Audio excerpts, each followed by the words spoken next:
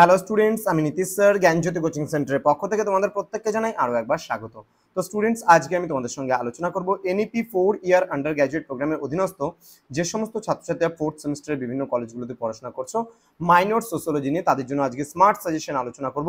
অবশ্যই ক্লাসটি আজকে পার্ট নাম্বার 2, কারণ পার্ট নাম্বার 2তে আমরা আলোচনা করব মোস্ট ইম্পর্টেন্ট তোমাদের সঙ্গে 6 মার্কসের যে প্রশ্নগুলো রয়েছে সেই প্রশ্নগুলোকে নিয়ে। একেবারে হাতে গোনা 8 থেকে 10টা প্রশ্ন দেবো, তার মধ্যে তোমাদের 100% কমন পড়বে মাইনর সোশ্যোলজি। তো ক্লাসটি শুরু করার পূর্বে তোমাদেরকে বলে রাখি, যারা এখনো আমাদের চ্যানেলটিকে সাবস্ক্রাইব করোনি তারা অবশ্যই চ্যানেলটিকে সাবস্ক্রাইব করে পাশে থাকা বেল আইকন অল প্রেস করে রাখবে, যাতে নেক্সট টাইম থেকে কোনো ভিডিও আপলোড করলে তার নোটিফিকেশন তুমি সবার আগে পেতে পারো। এছাড়া অনলাইনে তোমরা যারা ভাবছো আমাদের ক্লাস করবে তারা অবশ্যই যোগাযোগ করবে আমাদের অফিসিয়াল নাম্বার 7076398606 নাম্বারে অথবা 6295916282 নাম্বারে।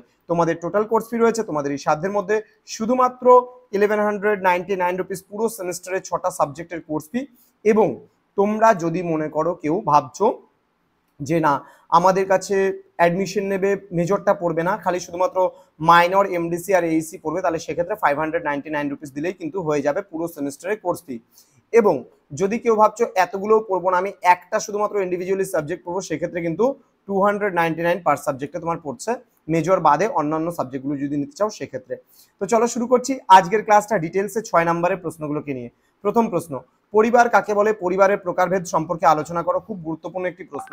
দেন ভারতীয় সমাজে সাম্প্রদায়িকতার মূল কারণগুলি সম্পর্কে আলোচনা করো।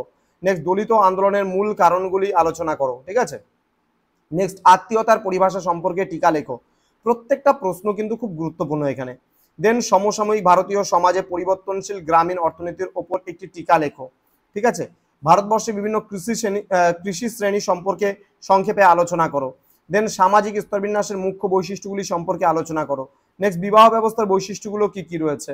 নাগরিক সমাজ ও সুশীল সমাজ কাকে বলে, নাগরিক সমাজের মূল বৈশিষ্ট্যগুলি সম্পর্কে আলোচনা করো। নেক্সট রয়েছে কৃষি শ্রেণীর সংজ্ঞা দাও, বিভিন্ন কৃষি শ্রেণীর উল্লেখ করো। দেন জাজমানি ব্যবস্থার সংজ্ঞা দাও, জাজমানি ব্যবস্থার বিভিন্ন বৈশিষ্ট্যগুলি আলোচনা করো। নেক্সট, পরিবার পরিবর্তনের বিভিন্ন দিকগুলি সম্পর্কে আলোচনা করো, অথবা দিয়ে বলেছে পরিবারের কাঠামোগত ও গঠনগত পরিবর্তন সম্পর্কে লেখো।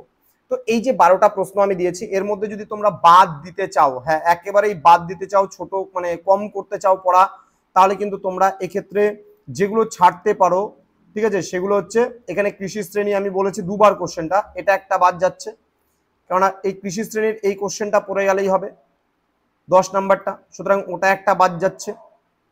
নেক্সট কোশ্চেন যেটা বাদ যাচ্ছে, সমসাময়িক ভারতীয় সমাজে পরিবর্তনশীল গ্রামীণ অর্থনীতির উপর একটি টিকা, এই প্রশ্নটাও তুমি চাইলে পারে বাদ দিতে পারো।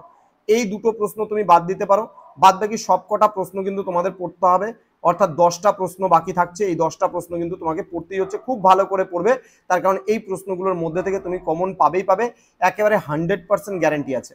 তো স্টুডেন্টস, খুব ভালো করে প্রিপারেশন নাও তোমরা পরীক্ষার জন্য, সামনেই পরীক্ষা, সময় নষ্ট করো না, কারণ সময় নষ্ট করলে পরে কিন্তু একদম দেখবে দেখতে দেখতে সময় চলে গেছে আর কিছু করতে পারবে না। সুতরাং খুব ভালোভাবে প্রিপারেশন নাও, যেন তোমাদের আরো ভালো হতে পারে, ভালো কিছু করতে পারো। তো দেখা হচ্ছে খুব তাড়াতাড়ি আরো একটা নতুন ক্লাস নিয়ে, নতুন কোনো ভিডিও নিয়ে। তোমরা প্রত্যেকেই ভালো থেকো, সুস্থ থেকো। Thank you so much, thanks for watching after all, thank you.